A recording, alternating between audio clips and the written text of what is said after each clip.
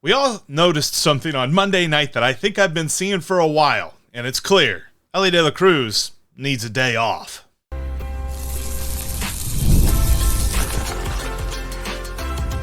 You are Locked On Reds, your daily Cincinnati Reds podcast, part of the Locked On Podcast Network, your team every day. Welcome into the Locked On Reds podcast. Locked On Reds is part of the Locked On Podcast Network. We are your team every single day, and my name is Jeff Carr. I'm a lifelong Cincinnati Reds fan, and I've been hosting this podcast now for 7 seasons, and I'm glad that you're alongside me here today. On today's show, there are a few reasons that we believe Sal Stewart continues to hit home runs in Louisville and not in Cincinnati. I'll give you that later on in the show. In just a few minutes, I will lay out why the Reds are currently headed for 84 wins and why that's not going to be enough without a run. But we will begin by talking about the man on the Cincinnati Reds roster who needs a day off the most. That's all on today's episode that is brought to you by FanDuel. Football season is around the corner. Visit FanDuel app today and start planning your futures bets now. All right, Elly De La Cruz needs a day off, period. Full stop. I don't think there's really too much to argue about this, but there's plenty of reasons why. I'm not just saying this because of what happened on Monday, although Monday was pretty bad. I mean, Monday, he did his best impersonation of Bill Buckner. He had 4 very lethargic-looking at-bats where his first 2 at-bats against Emmett Sheehan, he swung at every single possible changeup that almost bounced on the ground and struck out twice. And then on the next 2 at-bats, he swung at the very first pitch and grounded out to the first baseman into the shortstop. It was a day at the plate to forget for Elly De La Cruz. It was a day on the field to forget for Elly De La Cruz. And I know that he always says, L.A. is my city. It was not his city on Monday night. But this is just more of the same of what's been happening to Elly in the month of August. The month of August has been super unkind to him. I mean, overall, just the big picture of things, coming into the month of August, his wins above replacement was trending toward 5. And I think depending on which website you looked at, whether it was Fangraphs or Baseball Reference, it was already there. Now it's lower than that. In fact, according to Baseball Reference, it's below 4. And below and on Fangraphs, it's below 5. It's like the 4.2 range, something like that. But it's all gone down because he has been a negative value to this team in the month of August. And I hate saying that because I love Elly De La Cruz. I love rooting for him. I think he has an amazing talent. He has the kind of potential and stardom and all this other stuff. But this last month has been bad. Since the calendar has turned to August, Elly's slash line is with a .217 batting average, a .258 on base percentage, and a .293 slugging percentage. Ugh. He has 29 strikeouts this month and counting. He did not reach that total in either June or July. He had less strikeouts in both of those months than he has had here in August, and August isn't over yet. And he's only walked 5 times. The lowest amount of walks he's had in a month this year has been, I think, 10.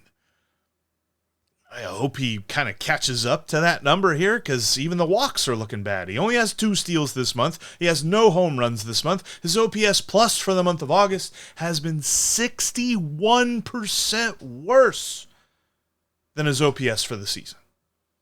He has been so bad.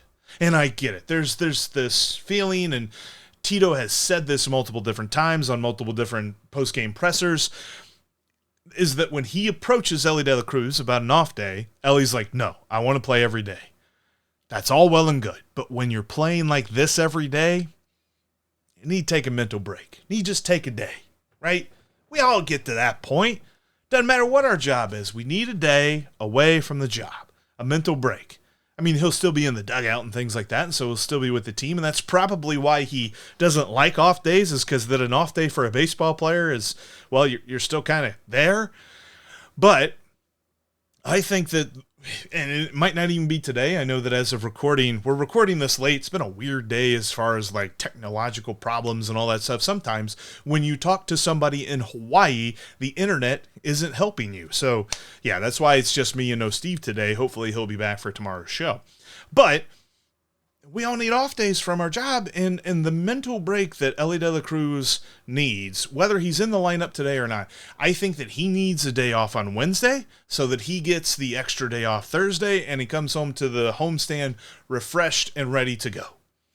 Dude has been just bad in the month of August. The Bill Buckner ground ball through his legs that broke the game wide open for the Dodgers is notwithstanding. That was bad. But that's not been an isolated incident. We've seen him airmail a couple of throws this month. We've seen him been making some errors where it's like, okay, if this were April, I'd say, well, he's just getting into the groove of the season. But it's August. And it's the dog days. I get that. But he's making some errors that's just, yeah, Tito needs to sit him. This needs to be something where they approach him and say, no questions asked, you're not playing on Wednesday. Period. Because we've said this with David Bell in the past, and it's weird to even bring his name up at this point, but we've said this with Reds management in the past, like sometimes they got to protect the players from themselves. Usually that's in regards to injury. And I said a couple of weeks ago that I thought maybe he needed some time on the IL to manage the whole quad thing. We've seen him run a lot better here recently, so I'm not saying that. But give him one day. And I think Steve even mentioned that. Give him one day. Let him just reset. Hit a mental reset button. Because the Reds aren't making the playoffs without Elly playing better. And I don't know that running him out there every day and forcing this thing in here and trying to make sure that he goes out there and he plays well after having just played every single ball game. Like, at some point you need a mental break. He got 2 games off last year. He did not play 162 ball games. He played 160. And maybe this is just a slump. Maybe this is just a bit of a lull that he's going through, and he's going to climb out of it here in a moment. But he has been stuck on 19 home runs for like a month.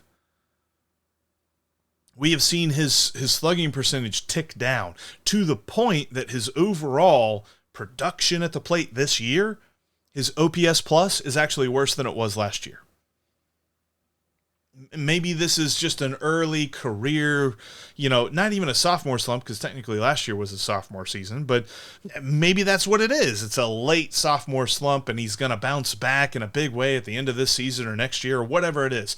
But the Reds aren't making the playoffs without him figuring it out, and I don't think he's figuring it out while there are ground balls that are going through his legs and while there are changeups that are bouncing at the plate that he is swinging at. That's not helping him. I think he needs a mental break. And it's frustrating because everybody loves to pile on Elly whenever he fails. And I'm not doing that. I am searching for a solution here. At the moment that he made that error in the 6th inning against the Dodgers, everybody lost it. Sorry, not the 6th, the 7th inning against the Dodgers. Everybody lost it. Decided that they knew, nope, he ain't doing it. He's bad.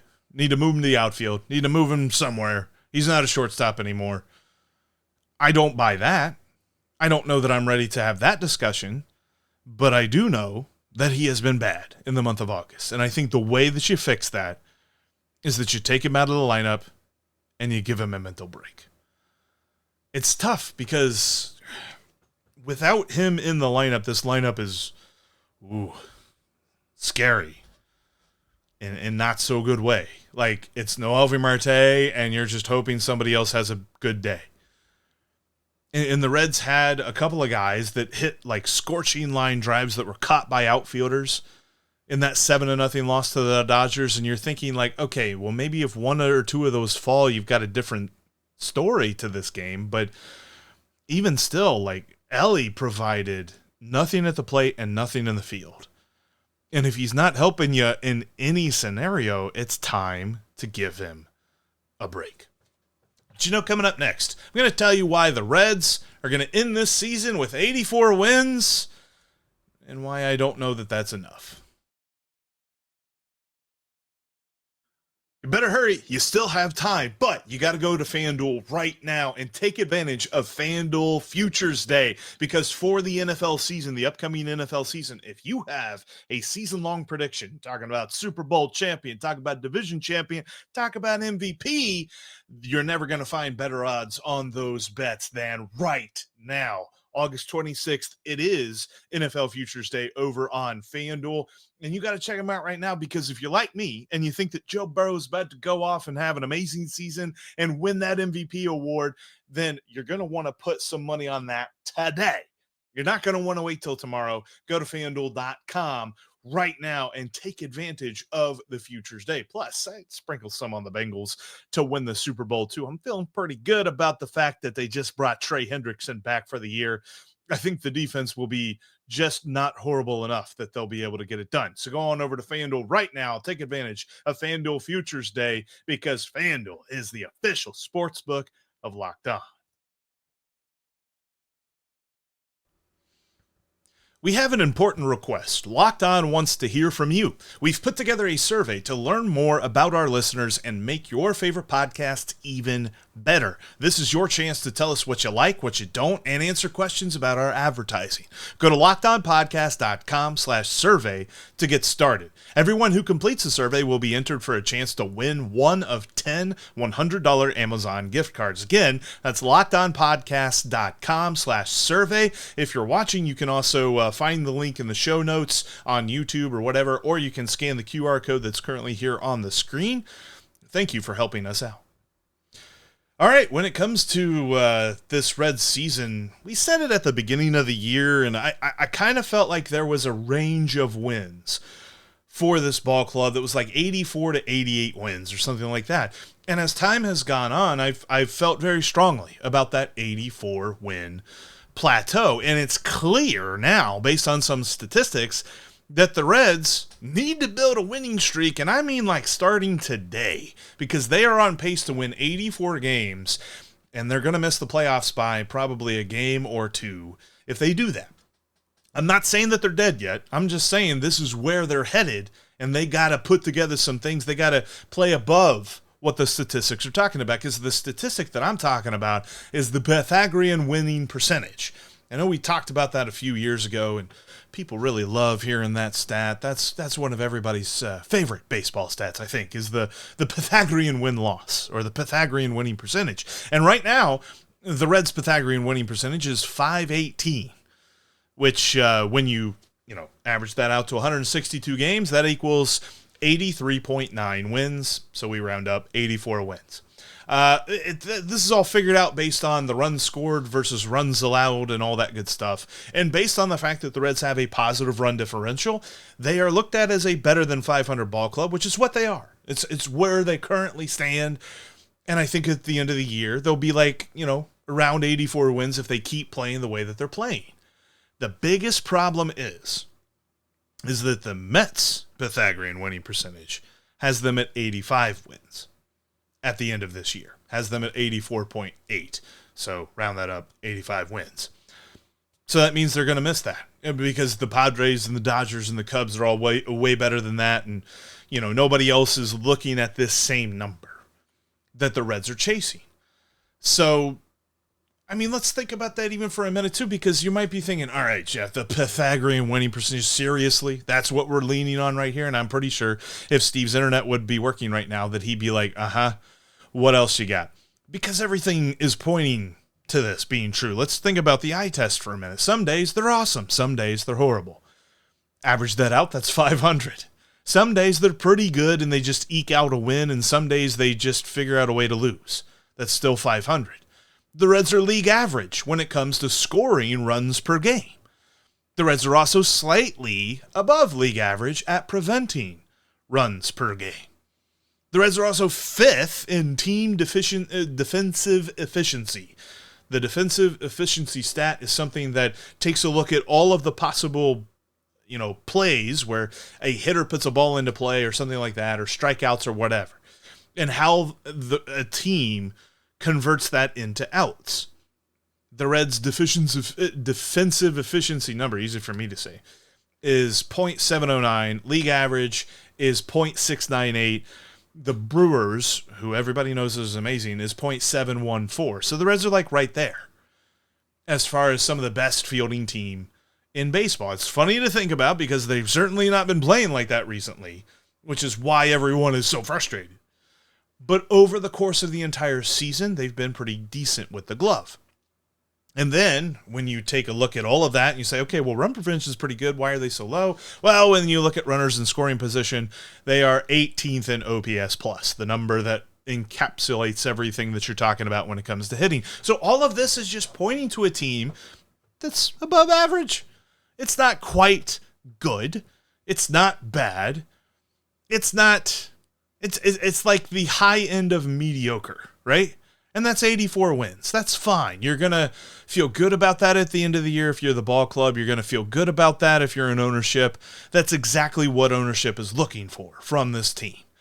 That's what they paid for, and they're hoping that they can catch lightning in a bottle and be better. But they're going to have to catch lightning in a bottle like right now. They've got to tap into a winning streak like right now. Like, consider this for the season for the Reds. They haven't had a losing streak of longer than 4 games. And I know that we joke about the fact that they haven't been swept yet, but that feeds into it. They haven't lost more than 4 games at a time at any one point in this season. Their longest winning streak as well is only 5 games. So they're evening that out just fine. It's interesting when you think about winning streaks as well, because when you look at the current National League playoff teams, the only current National League playoff team that has a similar, season-long winning streak is the Cubs. Their longest is 5. However, their longest losing streak is only 3. Ironically, because they've been swept once. But the whole point being, the teams ahead of them have figured out how to put together longer streaks. And there's a nice feeling about the idea of outweighing losing streaks with winning streaks, and the Reds have done that because when you consider a streak of 4 or more games, whether it be wins or losses, the Reds have 7 winning streaks of 4 or more compared to just 3 losing streaks of 4 games. Like we mentioned, they haven't lost more than 4 at any one time. So you put all of this together and you say, they could do this. They could put this. The Dodgers' longest winning streak this year is 7. It's not astronomical to think that the Reds could go on a 7-game winning streak between now and the end of the year, but they kind of got to do that. We're to the point that if they just take 2 out of 3, 2 out of 3, 2 out of 3, 2 out of 3 the rest of the way, the Mets could also do that. And the only time that the Reds would be able to gain an advantage on the Mets is if they take 2 out of 3 from the Mets. But then that's only 1 game that they gain. They're 2.5 back. They've got to figure out how to make a little bit of a run and maybe create some separation here. If they take 2 out of 3 against the Mets next week, then they will own the season series advantage and they will own the tiebreaker, which will be good. But ideally, they won't have to worry about that tiebreaker. It's just, it's all factoring into, we see how they go. And they get blown out or something like 7-0 against the Dodgers on Monday night. There's a very good chance they come back today and get a win because they've been doing that all season. There's never been a point where we look at a bad loss. They've had bad losses. I'm not saying they haven't had bad losses, but there's never been a point where a bad loss has turned into a bad streak of losses because they've been able to bounce back. But bouncing back is not enough anymore because if they continue on the pace that they're at, they're going to win 84 games, the Mets are going to win 85 games, and the Reds will once again head into the offseason earlier than some other teams in the league. This team was built to make the playoffs, or at least that's what they wanted the expectation to be. This team has the right manager for it. This team has the right core for it, but they haven't been producing as well as they hoped because Reds ownership doesn't pay for 90 wins. Reds ownership pays for 82 to 84 wins. And they hope that there's lightning that's been caught in a bottle at some point during the season. The Reds haven't done that yet. The 5-game winning streaks are good, but they kind of need another one of those. They need to add to that total here, and they kind of got to do that right now, or else they will end up missing the playoffs if they don't go on that streak. You know, one guy who could feed into a Reds streak is currently in Louisville. And coming up next, I'll outline the reasons why he isn't in Cincinnati just yet. Time to fuel up and turn it up with 5-Hour Energy Transfusion. This grape, ginger, lime flavored shot brings the iconic taste of a golf course favorite to a non-alcoholic boost. Perfect for sinking birdies or making great memories with friends. It's a hole-in-one for your energy game. Whether you're out on the course or you just need a little extra push to power through your day, like when the Reds are on the West Coast and playing some late-night baseball, 5-Hour Energy Transfusion delivers the clubhouse flavor you love without ever leaving the green. Now you can amp up the fun even more. Just buy, snap, and enter for a chance to win a dream golf trip for two to any golf tournament in the USA. Tee up that trip at the number 5HEWin.com for full rules and entry. No purchase necessary. Excludes the Masters Tournament. Ends October 31st, 2025. Appreciate you making Locked On Reds part of your everyday routine. If you're an everydayer, thank you very much for doing so. If you're not, hit that subscribe button here on YouTube or on your favorite podcast app. We're on all of them out there. And when you do, you get the Reds postcast with Tim Daniel. He will be live at the end of every ball game. Make sure you check him out as well. He'll be in the audio feed shortly after the live stream ends. All right, so we keep watching Matt McLain, and we keep watching Santiago Espinal, and we keep watching some different parts of this Reds lineup struggle. You know, putting it mildly. And then we see updates about Louisville and how Sal Stewart just crushed another one like 575 million feet, or how he's hit 16 home runs in the last 3 days, or something crazy. He has been on a crazy streak in Louisville. He's hitting the ball so well. And I'm not saying he's going to come up and do exactly that here in the major leagues, because what you do in AAA has no effect on what you do in the major leagues. But the reasons, when you really start to break it down and think about it, the reasons that Sal Stewart is doing all of this stuff in Louisville and not doing any of it in Cincinnati exist, but none of them are good. I was really trying to rack my brain as to what it is. And there's one key reason that I think is still wrong, which we'll get to in just a moment. But here's a couple of other ones. Like, you know, maybe Sal's a really big bourbon guy. And where better to live if you're a big bourbon guy than Louisville, Kentucky, bourbon capital of the world. And you're right next to Bardstown and Frankfurt and all that. Okay, that's a joke. Or, you know, maybe Terry Francona wants to see if Santiago Espinal can overtake Jerry Royster for the lowest WAR in a season by a position player. Seriously, why is Santiago Espinal still here? Why is he getting... He got a pinch hit, and I get it. It was righty-lefty or whatever. And you took out Gavin Lux and you put in Espinal to face a left-handed pitcher. Why is he getting chances? He has been horrible this season. Negative 1.2 wins above replacement according to Baseball Reference. Now, he would have to get better than negative, or he would have to be more negative than 4 to beat Jerry Royster. I don't think he'll hit that part, but, you know, I really don't know why Santiago Espinal is here.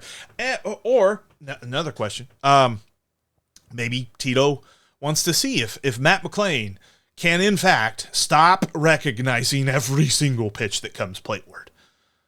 There were some pitches that Emmett Sheehan threw that when they crossed the plate, I don't think Matt McLain saw them, whether he was swinging at him or not. There was one where it was a hanging slider in the middle of the zone for strike 3 called that Matt McLain just kept his bat on his shoulder. And Cowboy tried to make the explanation of, well, you're expecting this, and when you expect this and you get this and you're just not going to swing at it and all that. It was middle. Take your bat off your shoulder, man. Like, it looks like Matt McLain just cannot recognize pitches right now. And I don't know what that reasoning is, but if that's the case, then, man, Reds cannot keep giving everyday playing time to him. But I kid a little bit with all three of those things. I think the real reason why he's not up here is they're waiting for the rosters to expand in September. And that's a pretty dumb reason as well.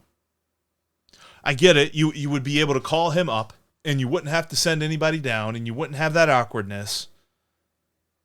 But what are the Reds getting from Santiago Espinal at this point? Sal Stewart would easily be an upgrade there, and Sal Stewart is an unknown. I would take an unknown over Santiago Espinal. I'm pretty sure I would take an unknown platooning with Gavin Lux at second base rather than seeing Matt McLain ran out there every day. And I know he had a couple of nice contact line drive outs later on Monday night. But, I mean, come on. Is that what we're doing now? Like, I sarcastically, I will admit it was a sarcastic tweet, but I sarcastically tweeted out whenever Matt McLain laid down a sacrifice bunt, maybe that's exactly what he needed to get going there in the series finale against Arizona. It was a little bit sarcastic because, quite frankly, it just feels like a productive out is what we're hoping for from Matt McLain right now because he's been so unproductive. I want to say, and we don't talk about this statistic a lot, but the win probability added statistic has both he and Santiago Espinal in the bottom 5 of win probability added, and they're negative. So not only have they not added to the Reds' probability of winning a ball game, they've taken away from it. They've added to the probability of losing a ball game. Much more than they've added to any winning.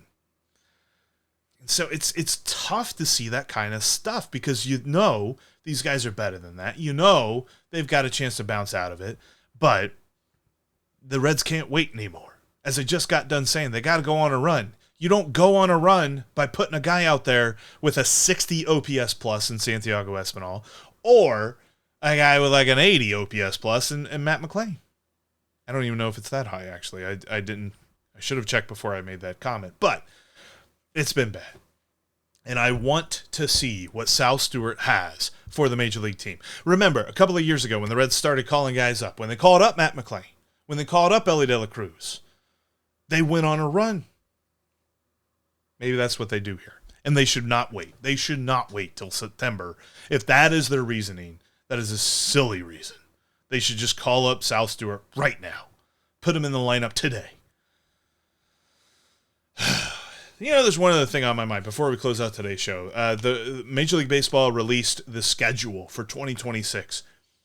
And I think it's kind of hilarious because other professional sports leagues seem to get this and Major League Baseball doesn't. But they kind of make like a little bit of a production about their schedule release. Meanwhile, the Major League Baseball folks are like, yeah, Tuesday afternoon at like 1 o'clock. Here's the schedule for next year. Anyway. Opening day against the Red Sox, that's going to be a lot of fun. Talk about two teams with a lot of history. That's going to be so much fun to watch. And then I don't know if you've seen it or not, but next September, we're going to start talking about it now. Probably going to talk about it a lot between now and next September, but next September is insane. And I get there's a little bit of variation year to year. Sometimes teams get unlucky with injuries or whatever. But next September, this is the entirety of the month. I will give you every single series that the Reds face in September of 2026. San Diego at home, Milwaukee at home, Los Angeles, the Dodgers in Los Angeles, the Brewers in Milwaukee. That's your first 4 series of the month. Then they come home for 4 games against the Dodgers. Then they host the Cubs. They go to Atlanta for 3, and then they close in Toronto for 3. That's how they finish out the season next year. The gauntlet that is going into the end of the season. We're going to know everything we need to know about that team during that month.